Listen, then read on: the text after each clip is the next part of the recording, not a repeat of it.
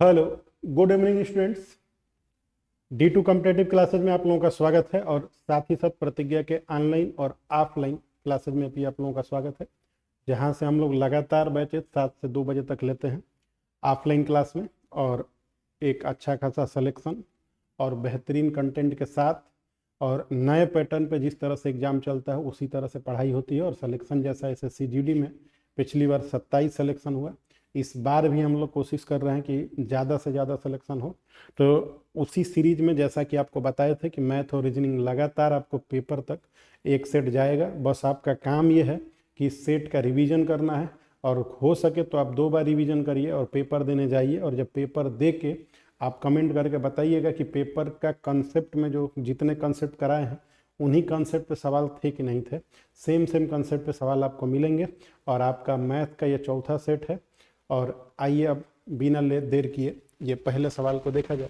कह रहा उस त्रिभुज का क्षेत्रफल ज्ञात कीजिए जिसका परिमाप 110 सेंटीमीटर है और जिसकी भुजाएं जो है 2, 4, 5 के अनुपात में। आपको पता होगा परिमाप माने पेरीमीटर होता है, और परिमाप जो होता है वो तीनों भुजाओं का जोड़ होता है। ये ए है, ये बी है, ये सी है, तो इन्हीं तीनों का जोड़ ही परिमाप कहलाता है। तो अब चूंकि हमको साइड यहाँ दिया नहीं है ना, साइड हमको दिया है 2, तो इसको हम मान लेते हैं कि ये 2x है।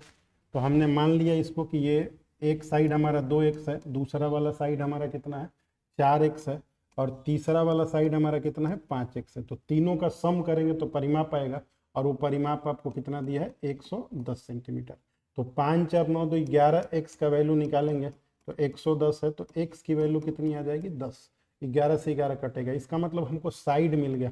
एक 10 यहाँ रखेंगे तो 10 दूनी 20, दूसरा रखेंगे 10 तो 10 चौके 40, और तीसरा रखेंगे 10 पचे 50। तो हमको त्रिभुज के तीनों साइड मिल गए। अब आपको क्या करना होता है, जब आपको त्रिभुज कराएंगे, क्षेत्रमिति का कंसेप्ट जब आएगा, जब क्षेत्रमिति में आपको अभी एक सीरीज चला रहे थे जिसमें सारे क्वाड्रिलेटरल करा दिए हैं, जितने 4 भुजा वाले होते हैं, जिसमें वर्ग, आयत, समांतर चतुर्भुज, समलंब चतुर्भुज और सम चतुर्भुज, ये सारे करा दिए आपको। उनका आप रिवीजन करिए। जैसे ही SSC GD के सेट से थोड़ा सा खाली मिलेंगे तो तुरंत आपको ज्योमेट्री का त्रिभुज वाला और वृत्त वाला पोर्शन कंटिन्यू किया जाएगा। अब त्रिभुज का क्षेत्रफल कई तरह से होता है। अब समबाहु त्रिभुज है उसका अलग होता है, समद्विबाहु होता है उसका अलग होता है, समकोण है उसका अलग होता है। लेकिन सबका जो मेन फार्मूला है वो हीरोंज का फार्मूला होता है। हीरोंज का फार्मूला तब लगाया जाता है जब पाइथागोरस पे वो ना सेट हो और समबाहु ना दिया रहे। तो 2 जगह के लिए हम लोग हीरोंज फार्मूला लगा लेते हैं। हीरोंज फार्मूला होता क्या है? हीरोंज फार्मूला होता है semi perimeter S equal to semi perimeter, इसको बोलते हैं सेमी पेरीमीटर, मतलब अर्ध परिमाप। अर्ध परिमाप semi perimeter S equal to होता है A plus B plus C by 2। मतलब तीनों साइड का सम करके आधा करेंगे तो पूरा सम करेंगे तो परिमाप निकल जाएगा, आधा करेंगे तो सेमी आ जाएगा। और एरिया का फार्मूला होता है क्षेत्रफल का under root S, S minus A, S minus B, S minus C, ये होता है। अब हमको एस से सेमी पेरीमीटर होता है, सेमी पेरीमीटर निकालेंगे कैसे? तो देखिए इसका सेमी पेरीमीटर ऐसे निकल जाएगा, S equal to 20 plus 40 plus 50 बटा में 2। तो ये आप लगा देंगे, 60 50 हो गया, 110 का 2 करेंगे आधा तो 55 हो जाएगा। तो सेमी पेरीमीटर आपका 55 आ गया। आपको एरिया निकालना है तो इस फार्मूले में रखना पड़ेगा। तो देखिए अंडर रूट करके एस का वैल्यू आपका कितना है 45, सॉरी 55, तो 55 हमने रख दिया। अब यहाँ थोड़ा ध्यान रखिएगा, यहाँ लोगों को कन्फ्यूजन होता है, वो कन्फ्यूजन हम आपका दूर कर दें। यहाँ 55 रखना है आपको ना, यहाँ 55, और 55 में से ए घटाना है। ए माने एक साइड आपको घटाना पड़ेगा, ये 20 घटाना पड़ेगा। तो 55 में से 20 घटाना पड़ेगा तो कितना आ जाएगा? 55 में से 20 घटेगा तो 35 आ जाएगा। आएगा कि नहीं आएगा? 30 20 50 55। फिर आपको 55 में से क्या घटाना पड़ेगा? 40 घटाना पड़ेगा। 55 में से 40 घटाएंगे तो कितना आ जाएगा? 15 आ जाएगा। फिर आपको 55 में से क्या घटाना पड़ेगा? 50 घटाना पड़ेगा, तो क्या आ जाएगा? 5 आ जाएगा। तो ये 5 हो गया। अब आपको क्या करना है, इसको तोड़ देना है थोड़ा सा, और थोड़ा सा और तोड़ देंगे तो काम हो जाएगा। 55 को आप तोड़ते हैं कैसे? 11 इंटू 5, तो 11 इंटू 5 में तोड़ दिए। 35 को कैसे तोड़ते हैं? 5 इंटू 7 तोड़ दिए। 15 को कैसे तोड़ते हैं? 3 इंटू 5। 5 आपका ऑलरेडी एक है वहाँ पे, तो ऑलरेडी एक 5 हुआ है कि ये थोड़ा सा दिक्कत कर दिया है ये। चलिए यहाँ देखिए, ये आपका हो गया, तो ये 5 हो गया। देखिए ये 5 हो गया, ये 15 का हो गया 3 इंटू 5, एक और 5 हमारे पास था तो ये हमने 5 ले लिया। अब आप क्या करते हैं, वर्गमूल निकालते हैं तो क्या करते हैं, दो एक नंबर, दो पेयर का एक बाहर निकलता है, दो पेयर का एक बाहर निकलता है, ऐसा ही होता है। तो दो पेयर का एक बाहर निकलेगा तो 5 5 है तो एक 5 बाहर निकल जाएगा, दो यहाँ फिर 5 है तो फिर एक 5 बाहर निकल जाएगा, और रूट में आपका रह जाएगा 11, और ये रहेगा 7, ये रहेगा 3, तो ये हो गया 25, और रूट में 11 सत्ते 77, वैसे अभी अच्छा चलिए 2 25 दिया है, 11 सत्ते 77 हो गया, 3 सत्ते 21 का एक फिर 2 लगा है, और 3 सत्ते 21 और 2 23, तो 25 अंडर रूट 231, ये आपका आंसर है 2 नंबर। आप इस फार्मूले को नोट करके रख लीजिएगा, नोट करके रख लेंगे तो बहुत अच्छा रहेगा। इससे अच्छा ये रहेगा कि आप आराम से क्वेश्चन को लगा सकेंगे। नेक्स्ट क्वेश्चन आइए देखा जाए, आ जाइए। कह रहा है कि 45% के छूट के बाद एक साइकिल जो है 50-60 रुपए में बेची जाती है, साइकिल का अंकित मूल्य बताइए, एमआरपी बताइए। तो मान लीजिए पहले एमआरपी कुछ लिखा था, मान लीजिए 100 ही लिखा था, तो 100 में से आपने 45 छोड़ दिया, तो अगर किसी को 45 छोड़ दिए होंगे तो कितना उससे लिए होंगे, 55 लिए होंगे, इसका मतलब 55 में आपने बेच दिया। तो 45 छोड़ने का मतलब है कि 55 में आपने बेचा, तो वैल्यू आपको दी गई है 55% की वैल्यू। उल्टा होता है ना, 45% छोड़ दिए, 100 रुपए का अगर सामान होता 45 छोड़ देते तो 55 ही रुपये तो लेते उससे, तो 55 रुपये में लेते, मैंने 55 रुपये में बेच देते, तो बेच दिए साइकिल को कितने में, 5 0।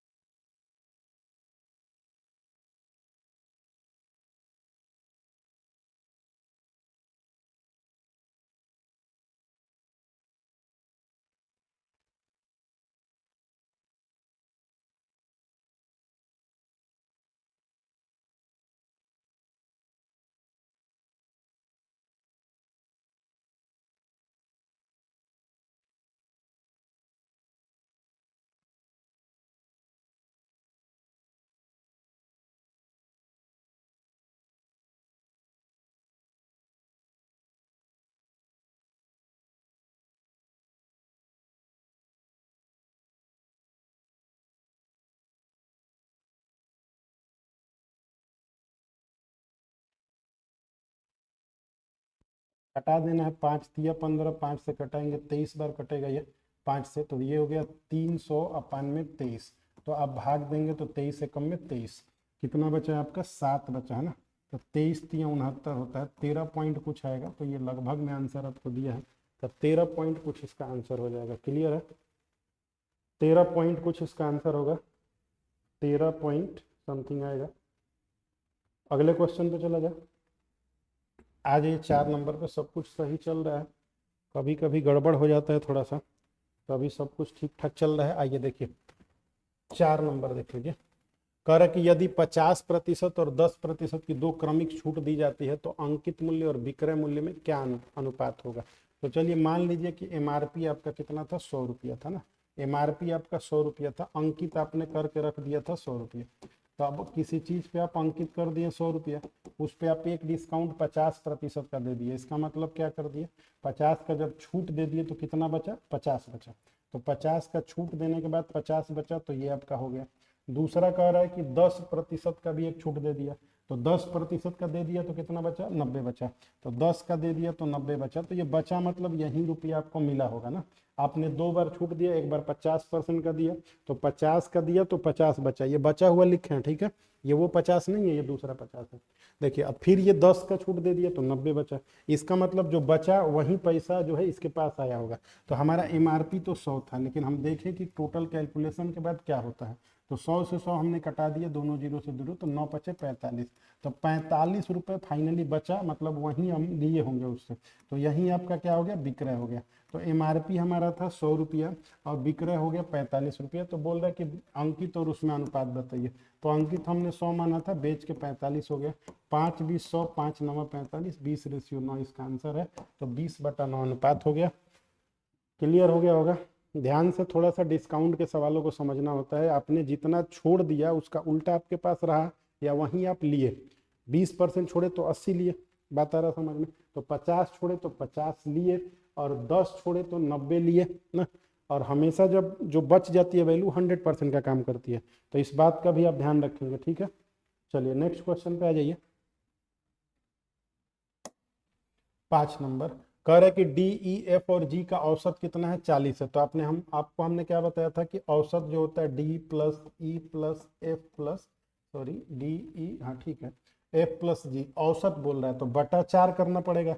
तो बटा 4 बराबर दिया है कितना, 40। तो हम बटा 4 नहीं करेंगे, सीधा गुणे 4 कर देंगे। हमने आपको बताया है कई बार कि औसत बार बार कंपटीशन में पूछा जाता है, योग बराबर औसत गुणे संख्या, योग बराबर औसत गुणे संख्या, इसी पे पूछा जाता है। ये अपने खोपड़ी में ठीक से बैठा लेना, योग बराबर औसत गुणे संख्या। तो योग बराबर औसत गुणे संख्या, तो 4 चौके 16, 160 हो गया। अब हम डी और ई का औसत निकालेंगे, मतलब डी और ई का जोड़ निकाल सकते हैं। तो डी और ई का औसत, औसत मैंने बटा 2, तो वो कितना हमको दिया है, डी और ई का 14 दिया है। तो हम 14 में 2 से गुणा कर देंगे, तो 14 दूनी कितना हो जाएगा, 28।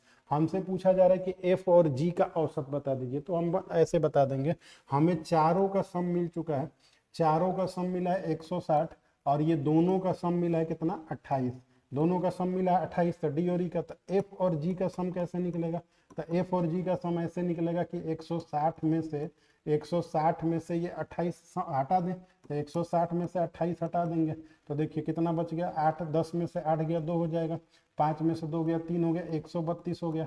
अब हमसे एवरेज पूछा जा रहा है, हमें सम मिल चुका है, एफ और डी का जोड़ मिल चुका है। औसत कैसे निकलता है, औसत होता है एफ प्लस डी बाई 2 बताना है आपको। इसका मतलब 132/2 बताना है। 2 छके 12, 2 छके 12, तो आंसर हो गया 66। ठीक है, थोड़ा सा ध्यान से देखिएगा, देखेंगे तो क्लियर समझ में आएगा। चारों का औसत 40 था तो जोड़ होगा 40 × 4, दोनों का औसत 14 था तो जोड़ होगा 14 × 2। तो हमने इस डी का मान यहाँ रख के इधर भेज दिया, तो 160 में से हट के 132 आ गया। तो दोनों का जोड़ 132 है, तो औसत कितना आएगा, 66। ठीक है, आइए नेक्स्ट क्वेश्चन पे चला जाए। 6 नंबर पे कह रहा है कि पीतल में तांबे और जस्ते का अनुपात 17 रेशियो, तो ये तांबा है इधर वाला और ये वाला जस्ता है। तांबा और जस्ता का जो अनुपात दिया हुआ है वो 17:13 दिया हुआ है। तो तांबा जस्ता को जोड़ेंगे तो क्या मिल जाएगा, पीतल मिल जाएगा ना। तो हम देखें तो इसको जोड़ के क्या मिल रहा है, तो 3 7 10 का 0 और 1 1 2 1 3, 30 मिल रहा है। इसका मतलब ये हुआ है कि 17 किलो तांबा और 13 किलो जस्ता मिलाएंगे तो 30 किलो पीतल मिलेगा। अब इन्होंने कहा है कि नहीं 240 किलो पीतल में क्या होगा, तो आपको यहाँ किससे गुणा कर देंगे कि 240 होगा, 3 8 24, 240 हो गया। तो इधर भी आपको 8 से गुणा करना पड़ेगा, तो 13 8 104 हो जाता है। और 17 में 8 से करेंगे, 17 8 136 होता है। दोनों को जोड़ेंगे फिर ये आ जाएगा। तो हमको जोड़ना उड़ना तो नहीं, हमसे पूछ रहा है कि पीतल में तांबे की कितनी मात्रा होगी। तो तांबे की कितनी मात्रा होगी, 136। तो 136 इसका आंसर है। 6 नंबर का आंसर हो गया 136। थोड़ा सा आप डिटेल में और धीरे धीरे करके देखिए, बहुत तेज तो पढ़ा नहीं रहे, आराम से, ये तो छोटे छोटे काफ़ी सवाल हैं। अभी आपको हमसे बहुत कुछ सीखना है और ये एक सीरीज का शुरुआत हो चुका है और आप लगातार सीखते रहेंगे। बस ज़रूरत है कि आप कंटिन्यूअसली वीडियो को देखते रहिए, वीडियो को शेयर करिए, ताकि हम लोग और ज़्यादा से ज़्यादा दूसरे के पास पहुँच पाएँ और ज़्यादा से ज़्यादा मोटिवेशन मिले, ज़्यादा से ज़्यादा लोग आए चैनल पे, तो हम लोग ज़्यादा ज़्यादा वीडियो बनाएं। कारण निम्नलिखित में से कौन सी संख्या 24 से विभाज्य नहीं है ना, नहीं है। तो आपको 24 से विभाज्य के लिए डिविजिबिलिटी का आप देखिएगा, डिविजिबिलिटी का रूल का यूज करेंगे हम यहाँ पे। तो यहाँ पे 8 और 3 से डिवाइड होना चाहिए, ये कह रहा है कि नहीं होना चाहिए। अच्छा, 3 से डिविजिबिलिटी का क्या रूल होता है, ये संख्या के अंकों का जोड़ 3 से कटना चाहिए। तो देखिए, तो 4 1 5 2 7 8 15, ये तो कट रहा है तो ये कट जाएगा। 4 8 12, ये तो कट ही नहीं रहा तो ये नहीं कटेगा। 4 1 5 5 4 9, 4 1 5 5 4 9 9 8 17, ये भी नहीं कट रहा है। 4 5 5 4 9 8 17, ये भी नहीं कट रहा है। 4 3 7 2 9, ये भी कट जा रहा है। मामला कहीं गड़बड़ है, या तो कोई मिस्टेक यहाँ छपा हुआ है। अरे 1 मिनट, सॉरी, यहाँ हमसे गड़बड़ हो गया। हाँ, 8 और 4 12 ना होता है तो ये भी कट जाएगा। ध्यान से फिर से सुनिए, 24 से विभाज्य नहीं है। तो हमने देखा कि ये 24 का क्या होता है रूल, 8 और 3 बताए थे ना कैसे तोड़ा जाता है। ऐसे 2 नंबरों में तोड़ा जाता है जिसका मौसा क्या हो, 1 हो। तो संख्या 3 से कटने का क्या रूल होता है? 3 से कटने का ये रूल होता है कि संख्या के अंकों का जोड़ 3 से कट जाए तो वो संख्या 3 से कटती है, 9 से कट जाए तो वो संख्या 9 से कटती है, और 27 से कट जाए तो वो संख्या 27 से कटती है। इस चीज़ को समझने के लिए आप डिविजिबिलिटी जाके जो प्ले स्टोर है या विभाजकता के नियम पे 2 वीडियो बनाए हैं, उसमें से पहला वीडियो देखिएगा, आपको कटाने का नियम क्लियर हो जाएगा। 3, 9, 27 का, 4, 8 और 2, 4, 8 का, और भी उसमें कई कंसेप्ट समझाए हैं और कई क्वेश्चन कराए हैं डिविजिबिलिटी पे, वहां से ये सब सवाल आप देख के कर सकते हैं ना। अब देखिए 3 से कटने का नियम यही होता है कि संख्या के अंकों को जोड़ेंगे तो वो जोड़ कटना चाहिए 3 से, तो कट रहा है ना, 4 1 5 2 7 8 15 कट गया, 8 4 12 ये भी कट गया, और ये देखिए 4 3 7 4 3 7 2 9 ये भी कट गया। ये कट रहा है क्या? 4 1 5 5 4 9 9 8 17 नहीं कट रहा, तो यही एक संख्या है जो नहीं कटेगी। तो डिविजिबिलिटी का वीडियो देख लीजिएगा, देख लेंगे तो और क्लियर हो जाएगा, और ऐसे सवालों को आप चुटकियों में लगा देंगे। आइए 9 नंबर क्वेश्चन पे चला जाए। 8 नंबर पे कर सारा जो है $5000 की धनराशि 10% की वार्षिक साधारण ब्याज की दर पर निवेश करती है। वह धनराशि ज्ञात कीजिए जो उसे 3 वर्ष के अंत में प्राप्त होगी। तो धनराशि पूछ रहा है, इसका मतलब वो पैसा के साथ साथ ब्याज भी पूछ रहा है। पैसे के साथ ब्याज बताइए कितना मिल रहा है उसको ना टोटल। तो हमको सीधे सीधे लगा देना, वो तो हम डायरेक्ट इसका लगा देते, जैसे 3 बरस निकालना तो 10 या 30 हम 130% निकाल देते तो आंसर आ जाता। चूंकि आपको समझ में नहीं आएगा, क्योंकि रेगुलर आप क्लास में रहते नहीं है तो दिक्कत हो जाएगा। देखिए 10 या 30 तो हम सीधा 130% कर देंगे, अमाउंट आ जाएगा। तो ये हमारा अमाउंट आ गया 13 पचे 65 पर 2 जीरो, तो 6500 इसका आंसर है। अब आपको ये बात समझ में नहीं आता होगा, अगर आप रेगुलर हमारे क्लास में आ रहे होंगे, ऑफलाइन छात्र होंगे तो डायरेक्ट इसको ऐसे लगा देंगे। अब जो ऑफलाइन नहीं होंगे वो कैसे लगाएंगे? तो वो ऐसे लगाएंगे। देखिए अब आपको 5000 रुपया ये लिखना है, मूलधन गुणे दर गुणे समय बटा 100। तो ये हो गया, तो 0 से 0 कट गया। 5 या 1500 रुपया आपको किस में मिला? ब्याज के रूप में मिला। ब्याज के रूप में आपको कितना मिला? इंटरेस्ट के रूप में आपको कितना मिला? इंटरेस्ट के रूप में आपको मिला है ब्याज के रूप में 1500 रुपया मिला है। तो बताइए मिला कितना होगा 3 साल के अंत में? तो 5000 तो आपका ही था, अब प्लस 1500 मिला होगा, तो ये कितना हो जाएगा? 6500। ये इसका आंसर हो जाएगा। ठीक है, तो आप डायरेक्ट भी इन सवालों को डील कर सकते हैं और ऐसे भी लगा सकते हैं, जैसे आपको समझ में वैसे कर सकते हैं। ठीक है, आइए नेक्स्ट क्वेश्चन पे चला जाए। 9 नंबर, कर रमेश स्कूटर से 45 किलोमीटर की चाल से अपने कार्यालय जाता है और 10 मिनट पहले पहुंच जाता है। तो कभी जा रहा था तो पहले पहुंच जाता था, और 30 किलोमीटर प्रति घंटा की चाल से जा रहा तो 10 मिनट देर से पहुंच जाता है। अच्छा, तो आपको बोले थे, हम कई बार समझाए हैं जब चाल दूरी समय पढ़ाते हैं कि ये सब एक एक लाइन के सवाल है, और आप बेसिक से लगाएंगे तो कई लाइन लग जाएंगे और फिर हालत खराब हो जाएगा।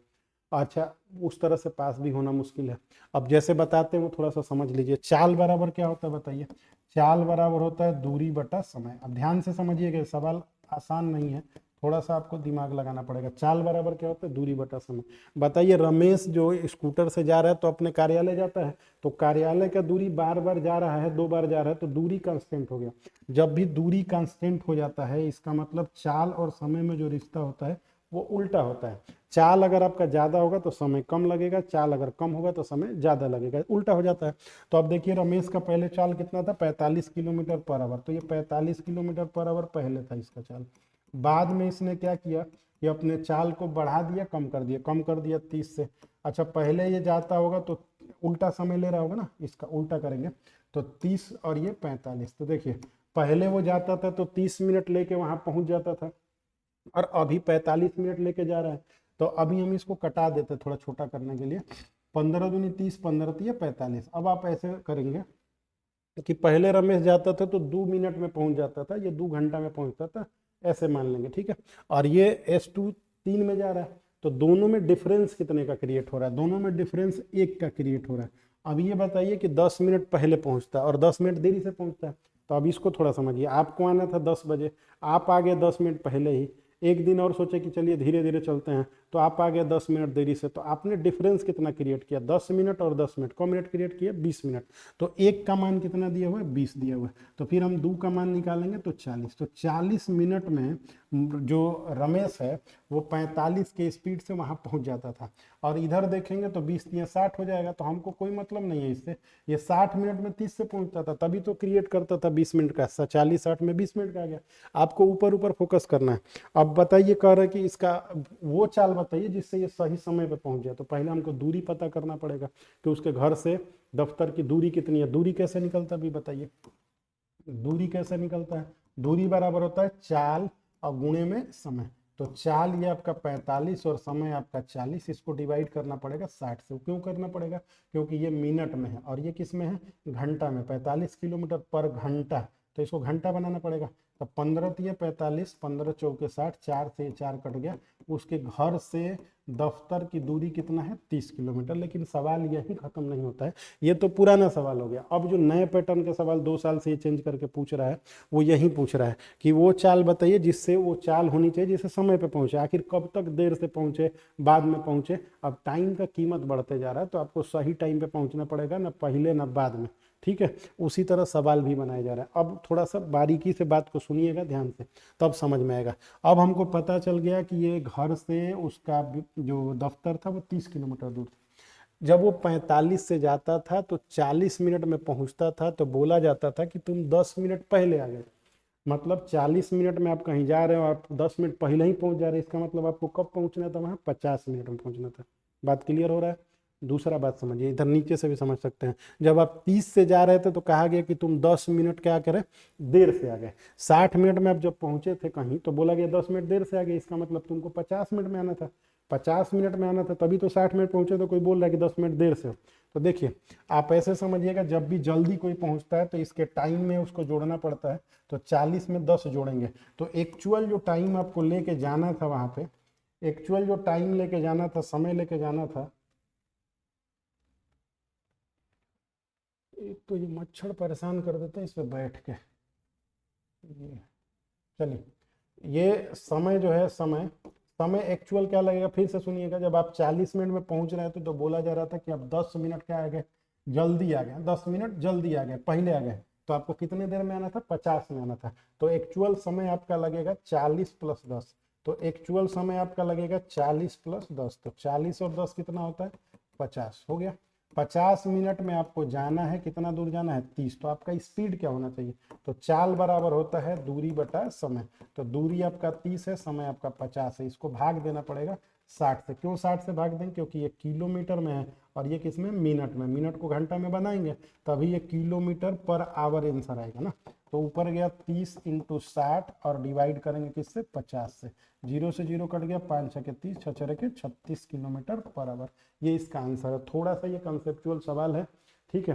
तो आप इन सवालों को थोड़ा सा ध्यान देके रिवीजन में डालेंगे तो सही रहेगा। ठीक है, फिर से आप सुनिएगा क्या बोले हम। आप बस इतना ध्यान रखिए कि आप कहीं किसी के यहाँ जल्दी जल्दी पहुंच गए। मान लीजिए कहीं भोज वोज का दावत हो गया, या कहीं आपको दावत मिल गया, अभी लगन चालू हो गया, लगन में आपको न्योता मिल गया, तो जल्दी जल्दी नहा दो, पहले ही पहुंच गए। तो जाना था आपको, पता चले आप सबसे पहले ही पहुंच गए, कोई है नहीं वहाँ पे। तो इसका मतलब ये है कि आप 1 घंटा पहले पहुंच गए। तो आप 2 घंटा अपने घर से लगा के गए थे वहाँ पे, और 1 घंटा पहले ही पहुंच गए। तो इसका मतलब ये है कि कोई है ही नहीं। तो आना आपको कब था? 3 घंटा में। बात आ रहा है समझ में?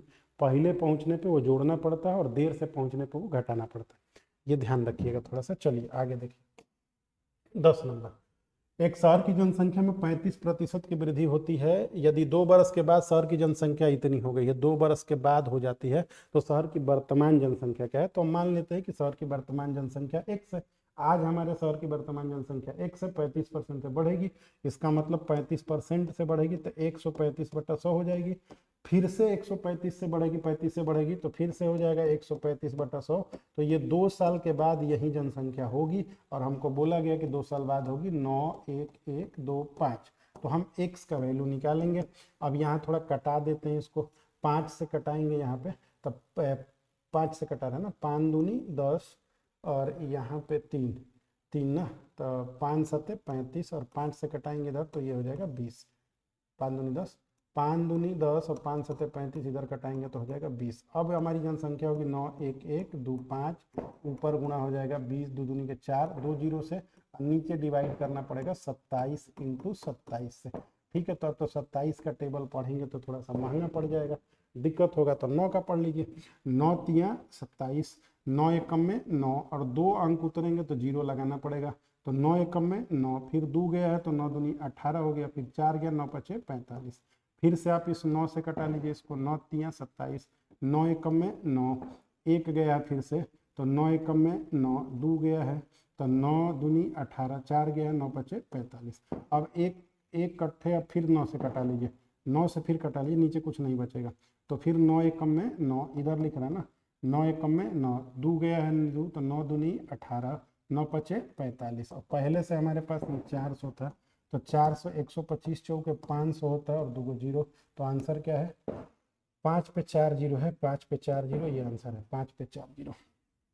ठीक है, थोड़ा सा कैलकुलेशन वाला बात था, आपको ये कैलकुलेशन करना था और सीखना था कि कैलकुलेशन कैसे होगा, तो आराम से आप कर पाएंगे। देख लीजिए, शहर की जनसंख्या जो भी वर्तमान में रहती है वहीं से बढ़ जाया जाता है, और आगे का दिया है तो वहीं से घट जाया जाता है।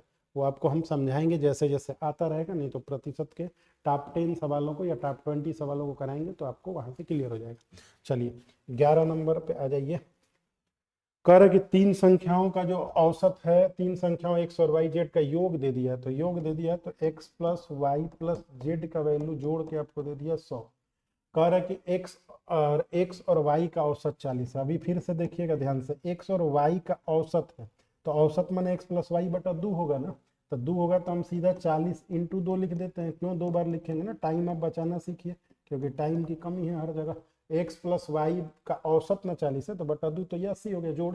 और कह रहा वाई और जेड का औसत 50 है, तो वाई और जेड का औसत 50 है, तो वाई जेड बटा 2 करेंगे, वाई जेड बटा 2 तो 50 है, तो 50 में 2 से गुणा कर दिए तो कितना आ गया 100 आ गया। अब ये तो गजब कहानी हो गया, देखिए क्या गजब हो गया कि एक्स वाई प्लस जेड का मान 100 आ गया इसका, और एक्स वाई जेड बराबर भी 100 ही होता है। इसका मतलब यह है कि वाई जेड बराबर भी 100 होता है, Y Z X Y Z बराबर भी 100 होता है, वाई जेड बराबर भी 100 होता है, फिर एक्स का वैल्यू क्या है 0 है, एक्स का वैल्यू 0 है। हमसे पूछा जा रहा है वाई का मान बताइए, तो अब हम यहाँ पे रख देंगे भाई, हमको पता है कि 0 हो गया एक्स का मान, और वाई बराबर कितना हो गया 80, इधर 80 तो है, तो वाई का मान कितना हो गया 80, तो वाई का मान 80 हो गया 80। क्लियर है भाई। 11 नंबर क्वेश्चन का आंसर हो गया आपका पहले का 80। चलिए आ जाइए 12 नंबर क्वेश्चन पे।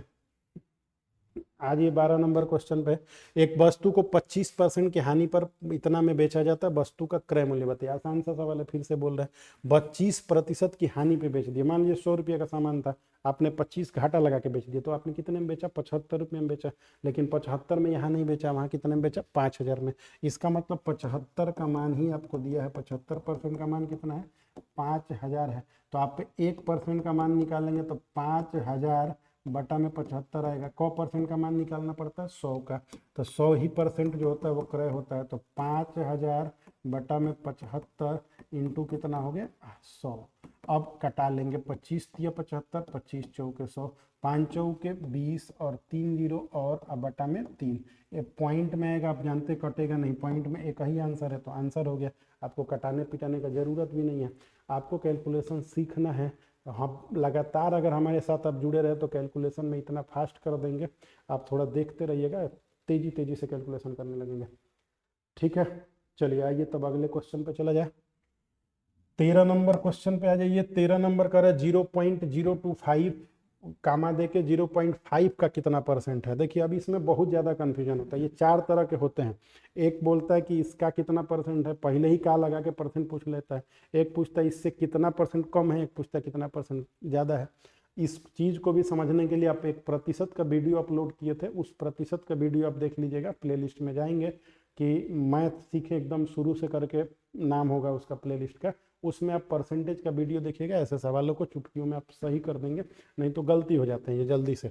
देखिए का कितना जिसके आगे लगा रहता है वो कहाँ रहता है, नीचे। आपको पता होगा, क्लास में हम बताए होंगे। तो नीचे हो जाएगा 0.5, ऊपर कितना हो जाएगा 0.025 हो जाएगा, इंटू क्या करना पड़ेगा 100।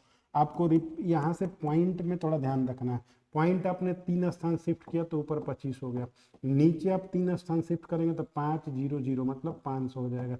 बात क्लियर हो रहा है, नहीं तो इधर क्लियर कर देते हैं और बढ़िया से। 0.025 है और अपान में 0.5 है, तो एक काम करिए ना, दोनों जगह तीनों जगह जीरो लगा दीजिए। अब इस पॉइंट को हटा दीजिए, बराबर पे है तो इस जीरो का कोई मतलब नहीं हुआ, इसका मतलब वो 25 बटा कितना हो गया 500, और इंटू कितना करना था 100, दोनों जीरो से दोनों 25%, यहाँ भी इंटू 100 कर देंगे, तो यहाँ से जीरो कट गया, 5% इसका आंसर हो गया। तो 5% 13 का दूसरा आंसर है। ठीक है, आप का कितना से कितना से कितना कम से कितना ज़्यादा इसको क्लियर करके रखिए, कभी डीआई के भी क्वेश्चन अगर आए तो उसमें आपको काम करेगा। ठीक है, तो डीआई में भी ये काम करता है, लेकिन आप वहीं बेस अपना क्लियर करिए, परसेंटेज का ये बेस है। अब यहीं खराब हो गया तो सब खराब हो जाएगा। ठीक है, आइए नेक्स्ट क्वेश्चन पे, 14 नंबर पे आ जाइए। ये आपको एक नन्हा सा सवाल हो गया, फिर तो भाग दे दीजिए। बोर्ड मास का रूल यूज करना आपको, पहले डिवीजन करना है। तो 428 यहीं पे लिख देते हैं, प्लस डिवाइड करते हैं, 4 दूनी 8, 4 दूनी 8 ना, 2 से भाग हो गया, 4 दूनी 8 और 2 बचा, तो 4 सत्ते 28 माइनस 32 तियाँ 96। ठीक है, अब इसको जोड़ के उसको घटा लेना, 8 से 15 का 5, 8 से 15 का 5, 2 2 4 1 5, 8 से 15 का 5 1 लगा है, और ये फिर 455 में से 96 आपको घटा लेना, 15 में से 6 गया 9, किनारे 9 होना चाहिए, तो ये 9 आ गया किनारे। आपको ना कैलकुलेशन सीखना पड़ेगा, ये घटा के पूरा क्या करेंगे, किनारे किनारे देखा करिए, सवाल में भी और रोड पे भी, नहीं तो कब ई रिक्शा वाला लड़ा देगा, कोई भरोसा नहीं। ठीक है, तो ये ध्यान रखा करिए, 15 में से 6 गया 9, किनारे देखा हमने, आंसर हो गया। 2 सेकंड भी आप बचाएंगे ना, तो 20 सवालों में 2 2 सेकंड का वैल्यू होता है, 40 सेकंड होता है, 40 सेकंड में आप रीजनिंग के 5-6 सवाल लगा लेंगे। ठीक है, चलिए आइए देखिए 15 नंबर, निम्नलिखित में से कौन सी संख्या 36 से विभाज्य नहीं है। फिर से सवाल वहीं आ गया, 36 से विभाज्य नहीं है, इसका मतलब 9 इंटू 4, आपको ये ध्यान रखना है। अब बताइए 9 से 36 से विभाज्य नहीं है, चेक करना है कौन नहीं कटेगा। तो 9 से कटने का नियम क्या होता है, अभी बता रहे थे, 9 से कटने का नियम संख्या के अंकों का जोड़, अगर 9 से कटता है तो संख्या 9 से कटेगी, अगर नहीं कटता है तो नहीं कटेगी। तो आप जोड़ के देखिए, 4 3 7, तो इसका 7 आ गया, यही नहीं कटेगा। 6 3 9, 6 3 9 कट जाएगा, 8 3 11 1 12, अब 12 6 18, ये भी कट जाएगा, 7 3 10 18, ये भी कट जाएगा, तो ये तीनों कट जाएंगे, ये नहीं कटेगा, तो यही हमारा क्या है, आंसर है। डिविजिबिलिटी का वीडियो देख लीजिएगा, विभाजकता का आपका बेस क्लियर होगा, काफ़ी छोटी छोटी बात समझाए हैं, उनको आप समझेंगे। Math calculator, calculation booster series आप अगर कर लेते हैं पूरा, तो आपको भिन्न को छोटा बड़ा छाटना, लसा मसा लेना, स्क्वायर करना, स्क्वायर रूट निकालना, क्यूब करना, क्यूब रूट निकालना, ये सब आ जाएगा। और मैथ में इसी का काम है, और किस चीज़ का काम है, तुरंत स्क्वायर कर लीजिए, स्क्वायर रूट निकाल लीजिए, लॉसन निकाल लीजिए, कटा लीजिए, तो डिविजिबिलिटी भी है, परसेंटेज का छोटा छोटा बात भी है। तो आप थोड़ा सा वीडियो को देखिए, 1 बार 2 बार देखिए, नहीं समझ में आता है तो 2 बार देखिए। ठीक है, आइए अगला क्वेश्चन देखा जाए, 20 नंबर 16 नंबर। ए एक काम को 27/2 दिन में करता है, तो देखिए ए एक काम को करता है 27/2 दिन में, बढ़िया बात है, तो बी भी करेगा, उसी में बी होगा, कह रहा है कि पूरा कर सकता है। बी उसी काम को ए द्वारा लिए गए समय के आधे समय में करता है। आधे समय माने ये होता है कि अगर कोई 1 दिन में करता है तो आप उसको 2 से भाग करेंगे, तब ना आधा आएगा। तो इस सवाल में क्या दिया हुआ आपको, इस सवाल में दिया हुआ है कि ये 27/2 में करता है, तो आधे मैंने इसको 2 से भाग करना पड़ेगा, तो 2 से भाग करेंगे तो 27 बटा कितना हो जाएगा, ये यहीं पर आ जाता है, 2 दूनी के 4, इतने दिन में करेगा कौन, बी। तो बी करेगा 27/4 में, बात ठीक है कि नहीं ठीक है। अब इन दोनों का एलसीएम लेना पड़ता है। अब आपको बता रहे थे अभी कि फिर देखिए आ गया लॉसा, लॉसा आ गया, तो आप जाके फिर से वो कैलकुलेशन बिस्टर सीरीज में लॉसा देखिए, उसमें भिन्न का भी लॉसा है, पॉइंट का भी लॉसा है, पावर का भी लॉसा है, और नॉर्मल संख्या का भी लॉसा है। तो लॉसा कैसे निकालेंगे इसका, तो लॉसा निकालते हैं, ऊपर का लॉसा, तो ऊपर का लॉसा तो 27 ही होगा, और नीचे का मौसा क्या होगा, 2 होगा, तो 27/2 इसका क्या हो जाएगा, लॉसा हो जाएगा। इससे इसको भाग देंगे तो 1 बचेगा, इससे इसको भाग देंगे तो 27/4 आएगा ना, 4 ऊपर चला जाएगा, तो 2 से 2 हो जाएगा। इसका मतलब ये एक काम करता है, तो ये कितना करता है, 2 करता है। सवाल क्या है, एक साथ मिलकर काम करने पे वही उसी काम का कितना हिस्सा एक दिन में पूरा करेंगे, एक दिन में पूरा करेंगे ना। तो एक दिन में तो ये लोग 3 करते हैं, ये एक काम करता है, ये 2 काम करता है, तो ये तो एक दिन में 3 करते हैं, तो ये कितना हिस्सा है। अब ऐसे थोड़ा इसको थोड़ा और छोटा सा बात है, ये थोड़ा और समझ लीजिए। अब ऐसे समझिए, आपने 1 किलो कहीं से कुछ खा लिया, तो कुल सामान था 4 किलो, आपने उसमें से 1 किलो खा लिया, तो कितना हिस्सा है जो आपने खाया है, तो आप ऐसे करेंगे 1/4, और आपने 1/4 खा लिया, 1/4। तो ये भी वही सवाल पूछ रहे हैं, देखिए ये वही बोल रहे हैं कि बताइए ये जो एक दिन में करेंगे वो कितना हिस्सा है, तो 3 है, बटा में कितना, पूरे काम का 27/2 ना। अब इसको आप ऊपर लेके चले जाएंगे 2 को, तो 3 दूनी 6/27, कटा दीजिए, 3 दूनी 6, 3 9 27, तो 2/9। तो आंसर हो गया आपका 16 का पहला, 16 का पहला आंसर हो गया, 16 का पहला है गया 2/9। क्लियर है, चलिए आ जाइए 17 नंबर क्वेश्चन पे। ये देखिए 17 नंबर। सुनील और प्रदीप एक काम को क्रमशः 5 दिन और 15 दिन में करते हैं। ये है सुनील और ये है प्रदीप, ये करता है 5 दिन में और ये करता है 15 दिन में। एलसीएम आप लेके रेडी कर लीजिए, 15 आ गया। 5 या 15, इसकी क्षमता 3 है, और 15 एकम में 15, इसका क्षमता 1 है। बात क्लियर है। चलिए, कह रहा कि पूरा कर सकते हैं। वे दोनों एक दिन काम करते हैं, तो एक दिन काम करेंगे तो एक दिन में ये 3 करेगा और ये 1 करेगा, तो एक दिन में कितना काम होगा? 4 काम हो जाएगा कि नहीं काम? तो शेष काम कितना बचेगा? शेष काम बचेगा 15 माइनस 4, कितना काम बचेगा? 11 काम बचेगा। अब एक दिन काम करते हैं और फिर सुनील काम छोड़ देता है, सुनील छोड़ के भाग गया, धोखा हो गया, ठीक है। सुनील छोड़ के भाग गया, इसका मतलब अब 3 काम नहीं होगा। अकेले बेचारा प्रदीप एक दिन में एक ही काम करता है। काम कितना हमारे पास? 11। तो फिर प्रदीप कितना समय लेगा? तो पी जो समय लेगा, माने प्रदीप जो समय लेगा वो कितना लेगा? बेचारा एक दिन में एक काम करता है, 11 को काम करने में 11 दिन लग जाएगा, तो 11 दिन में ये काम को निपटा देगा। तो 17 नंबर का 3 इसका आंसर हो गया, ठीक है। 17 का 3। थोड़ा सा आप ध्यान से देखते रहिएगा, बारीकी से देखते रहिएगा। अगर स्पीड आपको ज़्यादा लगता है तो स्पीड कम करके देखिएगा, लेकिन पेपर आप तभी पास करेंगे जब अपना स्पीड बढ़ाएंगे, क्योंकि टाइम आप देख ही रहे हैं, 60 क्वेश्चन है, 80 क्वेश्चन है, 60 मिनट है, तो ये कैसे भी संभव है आप कर पाएंगे? अपना स्पीड पे काम करना पड़ेगा, और उसके लिए बेसिक मैथ पे काम करना पड़ेगा और स्पीड बढ़ाना पड़ेगा आपको, ठीक है। चलिए 18 नंबर क्वेश्चन पे आ जाइए, थोड़ा आ जाइए। यदि 8 सेब और 9 आम की कीमत, 8 सेब, सेब माने एप्पल, तो 8 एप्पल और 9 मैंगो की कीमत, एम माने मैंगो माने आम होता है, 9 मैंगो की कीमत 10 सेब और 6 आम, मतलब 10 एप्पल और 6 मैंगो की कीमत के बराबर है।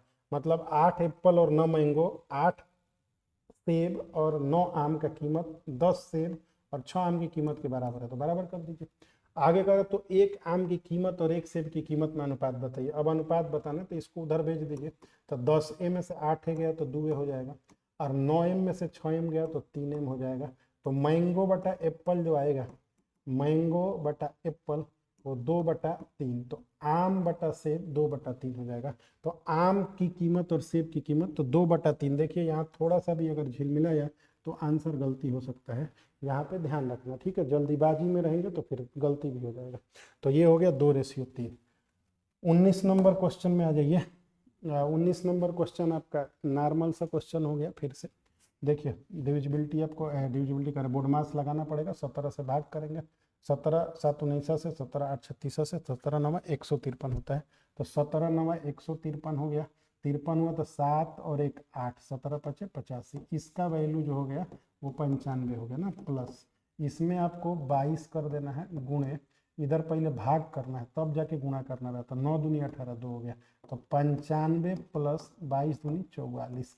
अब आप जोड़ेंगे तो 4 5 9, 2 जगह 9 दिख रहा है तो जोड़ना पड़ेगा, 4 5 9, कुछ नहीं लगा था, 9 4 13, तो 139 हो गया था। ये आंसर हो गया 139। तो 19 का आंसर हो गया 139। क्लियर है भाई? 19 नंबर का आंसर 139 हो गया है। अब आगे चलिए 20 नंबर, सब कुछ सही सलामत चल रहा है अभी तक, ठीक है।